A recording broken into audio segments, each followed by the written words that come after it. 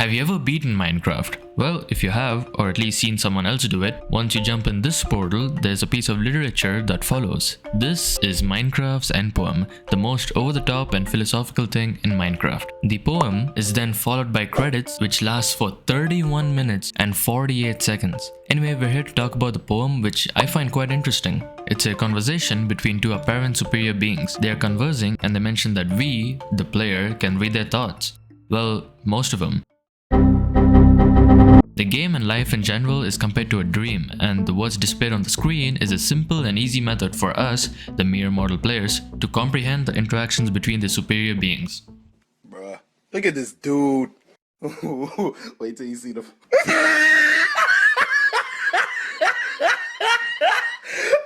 at the top of his head. For a fun video game, this is a lot of trippy stuff, not gonna lie. One of them asks the other what the player dreamt about. The other answers about sunlight and trees, of fire and water. It dreamed it created and it dreamed it destroyed. It dreamed it hunted and was hunted. It dreamed of shelter. Now the other calls this the original interface. Now think about it. The dude ain't wrong. Now at the end of the day, if our lives don't follow along these lines, are we even living? Now if you think that's deep, put on some seatbelts because it gets way deeper. It worked with a million others to sculpt a true world in the fold of the blank and created a blank for blank in the blank. Now apparently it's known to both these beings that we cannot read those words. It just looks like a bunch of scrambled cryptic characters. But guess what? I was on a mission to figure out what it meant. So I decided to dig around the Minecraft files.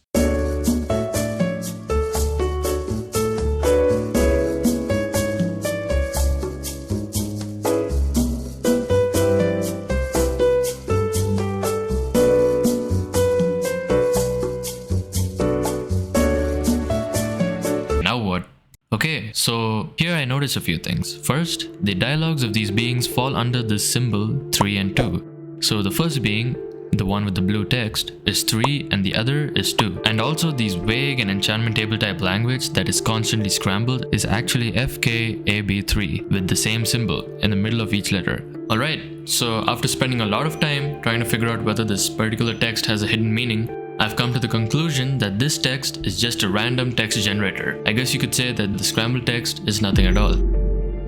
That it has no meaning whatsoever. Maybe that's why the beings mention that we can't understand it. Now back to the end poem. It says that we need to dream a full life and not the short dream of this game, and that they, the superior beings, love us. The end poem does show up only after we beat the game, therefore we dreamt of success in the game and then we finally achieved it. Now moving on, from here on, I believe it's completely about the experiences we had playing Minecraft, and the beings managed to philosophize this too. These guys remind me of my high school English teacher. Alright, so this is what they said.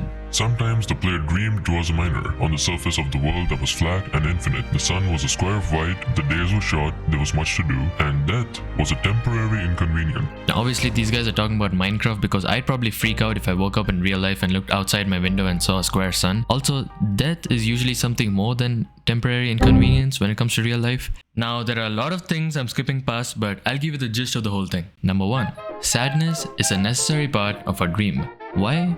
Well, where is character development without sadness? Number 2. Our body becomes at one with the dream, which is Minecraft. Now think about it. This is true. Imagine you're mining around in a cave and you hear this.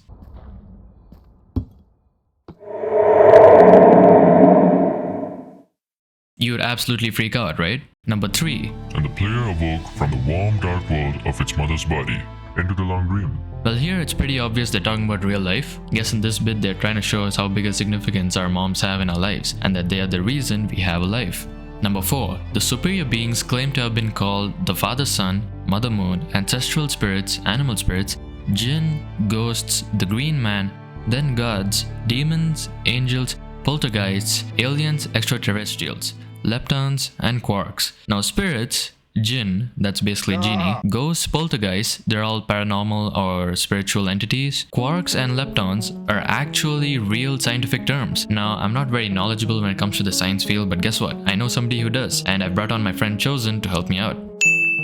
Let's get straight to the sauce. Alright, so as most of you know, everything around you is made up of atoms. Atoms are made up of protons, electrons, and neutrons. Protons are made up of quarks and a ton of other stuff. Leptons are pretty much just a classification of certain particles like electrons. Now let's talk about some philosophical stuff that these superior beings talk about. Every particle ever made, the bits and pieces that build your cells, your arms, your funny looking face, originates from the Big Bang. Oh, not that one, bro. Yeah, there it is. Now this is what most believe created the entire universe and everything in it. Okay, so one quick science fact before Serpentine comes back on. You get no bit. Thank you, Chosen, for such enlightenment. Now anyway, we're now at the end of the end poem. Now this is the first time where both the beings are simultaneously talking directly to us, the player. This is a series of wholesome and inspiring statements that ends with, "The player was love, you are the player, wake up."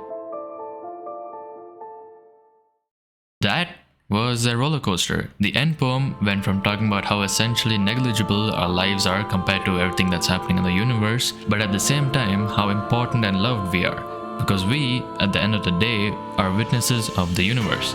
I think it's crazy that this is the message in the end of a block game. Guess Notch wasn't kidding when he wanted the text to be over the top.